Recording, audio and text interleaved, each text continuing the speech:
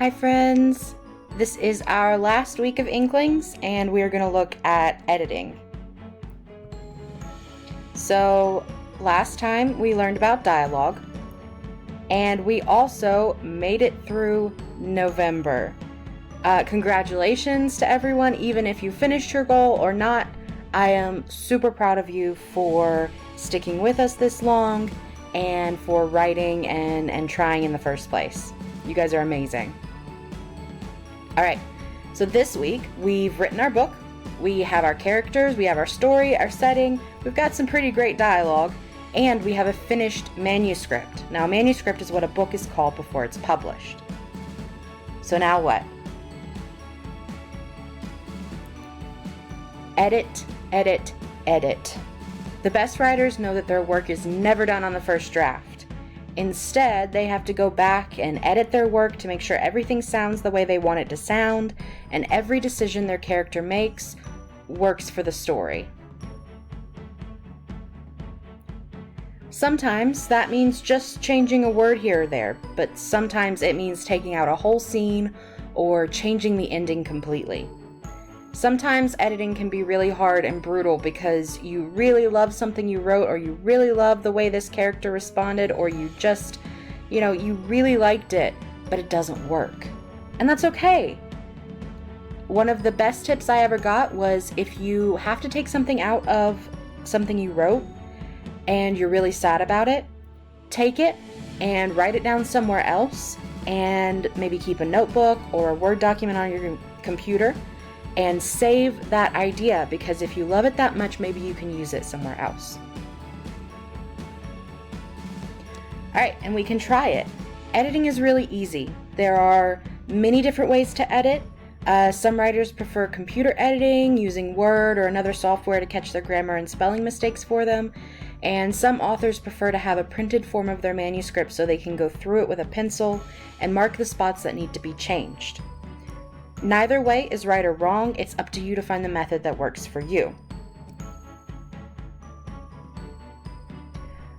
Now, I'm sure that everybody has seen something like this with a writing sample, or with some of your own writing in school. This is a sample from a teacher in 4th grade, and you can see where she circled different things that needed to be changed, and the circle with the X means that it needs to be taken out. She added some letters. You can see here represents instead of represent. She added some little comments here, wanting the student to read the places aloud so that they could see the difference between like or and our, or and are, and your and your. And she also gave some ideas about how to start sentences differently, to give some variety.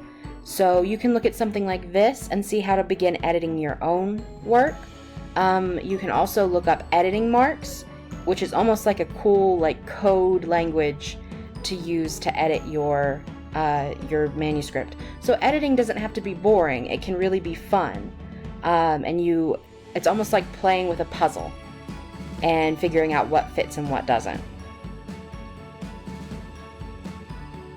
One of the best ways to edit is to see your work from a new perspective.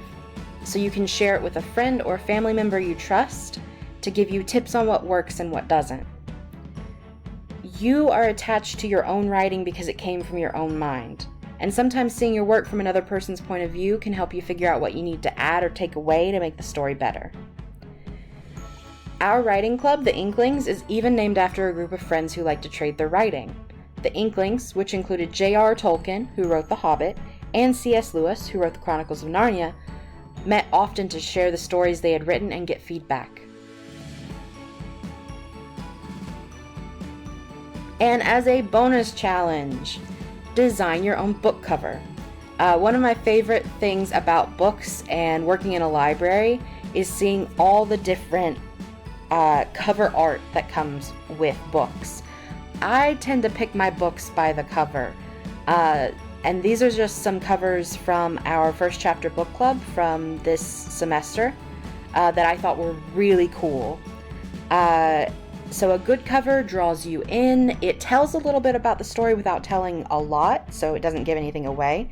But it makes you want to read more and figure out what in the heck is going on with, this crazy upside down world, or these zombie bunnies, or this library shaped like a keyhole. All of those books drew me in because of their covers. So designing your own cover, whether you use paper, pens, crayons, markers, paint, or even a computer software, can be really fun to try and find the essence or the theme of your book, which is what we talked about very, very early on this semester. Last, I want to say thank you to you guys for sticking with me this long, for writing your stories down, and for just tuning in every week. I really loved writing with you all this fall, and I hope that you keep using your amazing imaginations to come up with more wonderful stories. You guys are awesome, and I will see you next semester, hopefully. Stay tuned to see what's coming up by checking our Facebook, our Instagram, and our website. See you!